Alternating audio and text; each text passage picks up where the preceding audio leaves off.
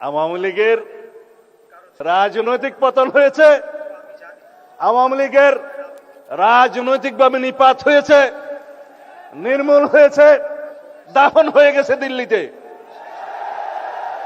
সেই আওয়ামী লীগ বাংলাদেশে আর কোনোদিন রাজনীতি করতে পারবে না। আমরা ধীরে ধীরে আমরা জানি স্বৈরাচারকে গদিতে রেখে বৈষম্যহীনতার বাংলাদেশ প্রতিষ্ঠা করা যাবে না। তাদেরকে আমরা বোঝাতে সক্ষম হয়েছি, কিন্তু তাদের সেই সাহস ছিল না।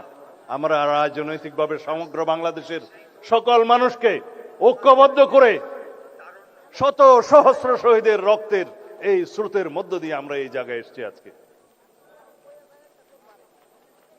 এই বাংলাদেশ রক্তে রঞ্জিত হয়েছে, এই মানচিত্র রক্তে রঞ্জিত হয়েছে। শহীদের রক্তের উপর দাঁড়িয়ে আমরা বিজয় অর্জন করেছি 5ই আগস্ট। সেখানে রাজনৈতিক পরিচয়ে যদি বিভাজন করি, তাহলে সর্ববৃহৎ অংশটি থাকবে জাতীয়তাবাদী ছাত্র দলের, যুব দলের, বিএনপির অঙ্গ সংগঠনের 4.5 বেশি। জাতিসংঘের যে রিপোর্ট, সেই রিপোর্টে 1400 কথা বলা আছে, কিন্তু অফিসিয়ালি বিভিন্ন পত্রিকা এবং জরিপে 700 থেকে 800-র মতো খতিয়ান পাওয়া যায়। বাকিগুলো গেল কোথায়? কারণ শহীদের খতিয়ান হসপিটাল রক্ষা করতে পারে নাই।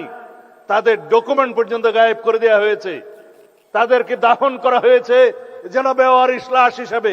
আজকে স্বজনরা তার কবরের সন্ধান করে আমরা দিতে পারি না। এরকম একটি নৃশংস হত্যাকাণ্ডের পরে, গণহত্যার পরে আজও পর্যন্ত সেই গণহত্যাকারী শেখ হাসিনার কোন রকমের অনুশোচনা নাই। তারা জুলাই যোদ্ধাদেরকে অপরাধী হিসেবে তকমা দিচ্ছে। বাংলাদেশের এই গণ অভ্যুত্থানকে তারা বলছে একটা জঙ্গি তকমা দিচ্ছে। বাংলাদেশে নাকি জঙ্গিবাদের মধ্য দিয়ে তাদের রাষ্ট্র ক্ষমতা ছিনিয়ে নেওয়া হয়েছে। এর চাইতে লজ্জাস করার কিছু নেই। তাদের মধ্যে অনুশোচনাও নেই, তারা দুঃস্বীকারের সেই অবস্থাও তাদের নেই, সেই ইতিহাসেই তাদের নেই। তারা উল্টো বিদেশে বসে বাংলাদেশে এখন নাকি গণতান্ত্রিক সরকারের বিরুদ্ধে বিভিন্ন রকমের ষড়যন্ত্র করছে। আওয়ামী লীগের রাজনৈতিক পতন হয়েছে, আওয়ামী লীগের রাজনৈতিকভাবে নিপাত হয়েছে, নির্মূল হয়েছে, দাফন হয়ে গেছে দিল্লিতে। সেই আওয়ামী লীগ বাংলাদেশে আর কোনোদিন রাজনীতি করতে পারবে না।